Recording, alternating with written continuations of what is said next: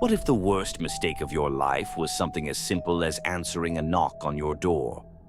For most, a knock at the door is nothing more than a routine sound, a neighbor dropping by, a delivery arriving late, a mistake in address. But what if that knock came at the dead of night, when the world outside was still, when no visitor should be expected? What if it didn't stop?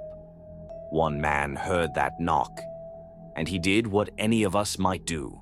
He answered it. He would regret that decision for the rest of his life, however long that would be. This is his story. The man behind this story wasn't the type to believe in the supernatural. No history of paranoia, no fascination with horror. Just another long night ending like any other. He had been up late scrolling through his phone, barely noticing the time. Outside, the world was silent. No traffic, no footsteps, just the occasional creak of settling wood, common in older houses. Then, the first knock came. At first, he thought it was a mistake, a neighbor arriving at the wrong house, a drunk passerby. He waited, listening. Then the second knock, louder, more insistent. There was no one there. But the knocking didn't stop. The knocking wasn't stopping. 3 knocks, a pause, then 3 more. The pattern was deliberate, rhythmic, as if whoever or whatever stood outside was waiting for him to respond. He leaned in, pressing his ear to the wood, expecting to hear footsteps, breathing, something. But there was nothing. Just silence. He could have ignored it. He could have walked away. But curiosity, that small, nagging whisper in the back of his mind, told him to check one more time. The porch was empty, but the moment he pulled away, something hit the door with force, a force too strong for a human hand. Then came the whisper. He couldn't understand the words, but it was there, low, breathy, just beyond the door, saying something. And then, his phone screen lit up. A notification, an unknown number. The text message reads, "Don't open the door."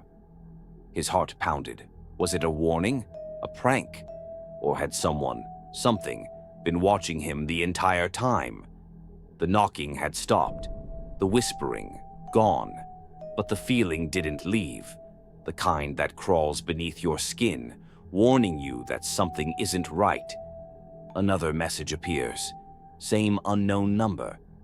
Don't look outside. His body tensed. He wasn't planning to. But now he had to know. Just a quick glance, that's all. Just to prove to himself that no one was really there. At first, he thought his eyes were playing tricks on him. A figure, just barely visible, standing at the far end of the yard. No movement, no sound, just watching. It was closer now, too close, but he hadn't seen it move. Every instinct screamed at him to move, to run, to look away. But fear has a way of freezing you in place. A new message popped. You shouldn't have looked. The moment he read those words, his entire house changed. The air in the room had changed. It felt heavy, unnatural. His instincts told him one thing. He was not alone. His first thought was to call someone, a friend, the police, anyone. But deep down, he knew something was inside. Then, the knocking started again.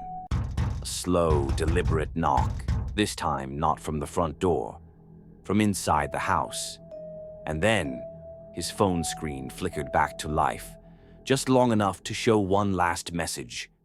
It's already inside. He never answered the door. He never stepped outside. And yet, he was never seen again. Some say it was a break-in gone wrong. Others claim something else took him, something that comes knocking at exactly 3 a.m. And if you ever hear that knock, whatever you do, don't answer. What do you think really happened? Was it a home invasion or something much worse? Let us know in the comments below. If you enjoyed this story, don't forget to like and subscribe for more real-life horror. And remember, when the knocking starts, stay silent